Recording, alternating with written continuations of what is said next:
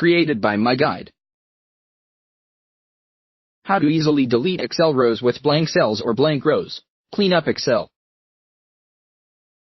Let's learn how to delete blank rows or rows that contain blank cells.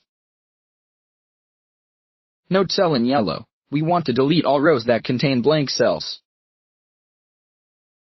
Click on Find and select. Click on Go to Special.